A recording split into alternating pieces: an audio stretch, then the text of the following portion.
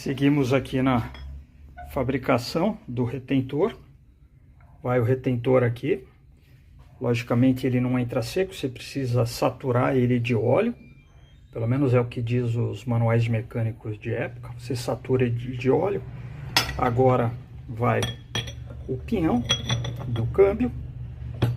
Vai o defletor, a trava, a porca. E a hora que eu comprimir esse retentor aqui, ele expande, e a hora que girar aqui o conjunto, ele vai dar uma vedadinha aqui, quer dizer, vai vazar menos. Mas tá lá. Conjunto montado. Agora eu vou até conferir se eu coloquei isso aqui no lugar certo. Estou até com as minhas dúvidas. E porca sentido anti-horário para dar confusão.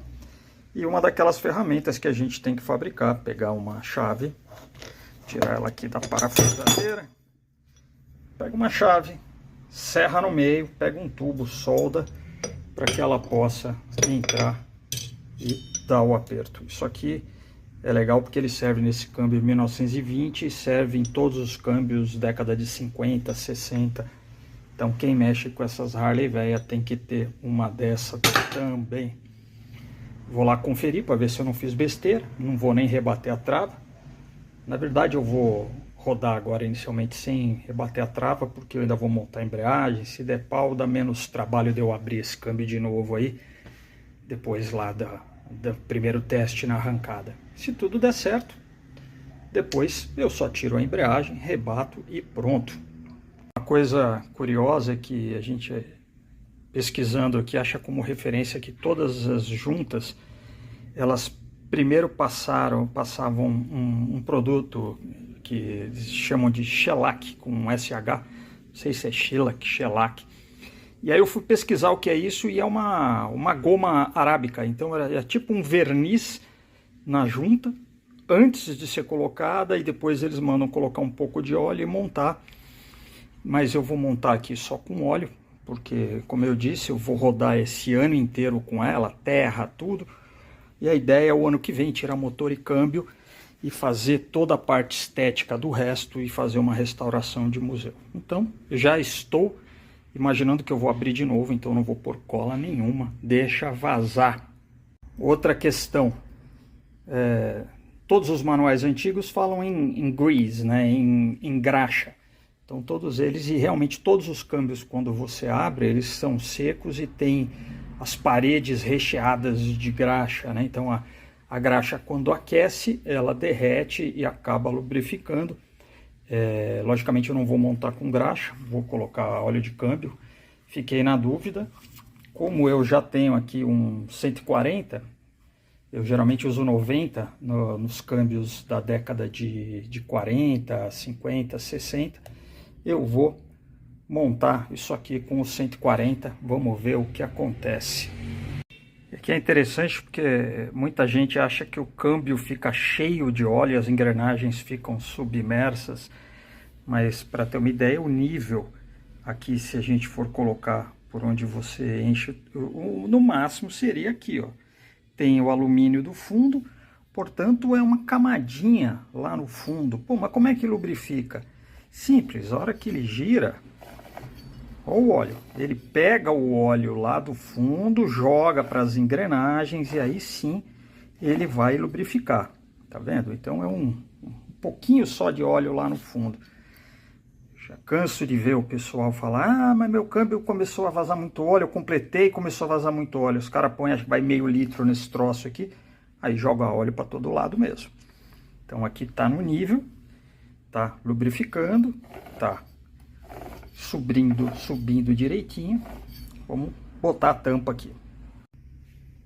Coloquei a tampa, torqueei, coloquei a tampa, torqueei, engraxei tudo, montei o rolamento.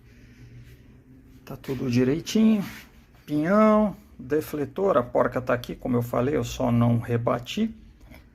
Mas está até o eixo de acionamento da embreagem. Então tá lá o câmbio completamente montado.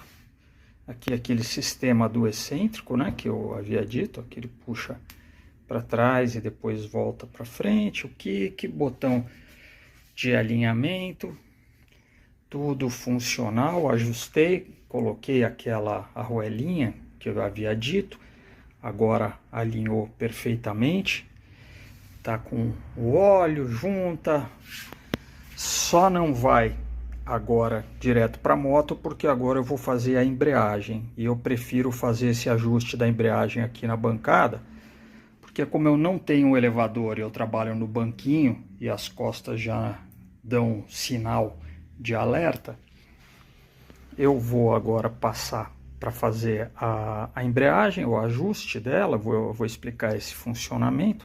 O câmbio está aqui no cantinho, guardadinho, já está aqui há dias, não vazou nada, pelo menos parado não vaza. Começar a mexer na embreagem, tem várias embreagens, tem mais ali, separei aqui os melhores, tem muito disco ruim. O jogo de disco aqui eu montei, mas nem lembro como tá, vou ter que desmontar para conferir. Vou abrir mais esses dois jogos aqui para conferir, porque eu vou precisar depois fazer 3 jogos de embreagem. Um para 20 e as duas 28, a 28 de rua e a 28 de road race. Aqui para ter uma ideia, essa daqui são as da JD, corrente simples. Isso aqui em 1930 na VL passa a ser corrente dupla.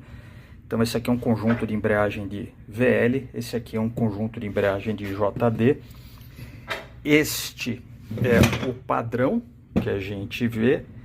Curiosamente, esse é o segundo que eu vejo com essa polia aqui, parece uma polia. Eu vou dar uma olhada para tentar entender isso aqui, mas parece demais, rapaz, com uma polia para uma correia.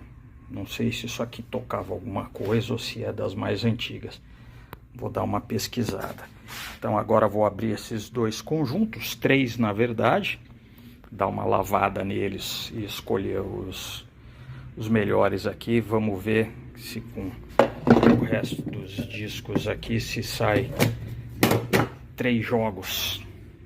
O sistema aqui, ele é formado, eu vou chamar isso aqui de cesta, da cesta da embreagem, que vai no eixo aqui, num rolamento, ele gira solto, e o conjunto de discos aqui, ele funciona ao contrário do que a gente espera das embreagens que a gente conhece das Harleys mais antigas. Vem um conjunto, aqui tem uma chapa que acrescentaram aqui, mas habitualmente não tem, as molas, e vem um conjunto completo com os discos, são 2 discos de embreagem, um disco separador, as molas, esse conjunto vem prensado. E como é que funciona então? Repara que ele tem 3 furos, esse aqui encaixa, ele encaixa nesses 3 furos. Quando você aciona a embreagem, por isso que eu falo que ele não empurra, ele puxa, ele vai puxar essa peça vai comprimir esta chapa aqui do fundo, que é uma chapa assim, vai comprimir a chapa e vai aliviar as molas, fazendo com que os discos girem soltos. Então ela funciona ao contrário. Reparem que esse aqui tem um furinho onde encaixa e esse aqui tem corte. Então a peça é diferente. Eu vou conferir, mas se não me engano, esse aqui é das 1200 e esse aqui é das 1000. Eu tenho certeza que esse é o dessa moto. Então isso aqui eu vou ter que me preocupar depois. Mas vou lá desmontar. Aqui são esses bracinhos que mantêm o conjunto e você regula a pressão pelos parafusos aqui. Então vamos lá, desmontar esses dois, lavar tudo isso e escolher os discos. Primeiro conjunto desmontado, infelizmente não agregou muita coisa, não está muito melhor do que os que eu tinha. Esses daqui estão judiados, mas estão inteiros. Aqui, olha o desgaste aqui, ó. Tanto que comeu e o disco faltando um pedaço. estado do disco separador. Esse aqui já foi enchido, tem o dobro da espessura do outro, mas está todo estranho aqui, todo marcado. Acho que isso aqui vai tudo enferrujado. Isso aqui só lavar e guardar. Escolhi aqui os melhores discos que eu achei, um espaçador aqui até que em bom estado para o ano, né? Uma peça de mais de 100 anos. A cesta, as molas, tudo direitinho, tá tudo com... Passei um fosfatizante, escovei, escova de aço em tudo, depois um fosfatizante. Agora, montar esse negócio.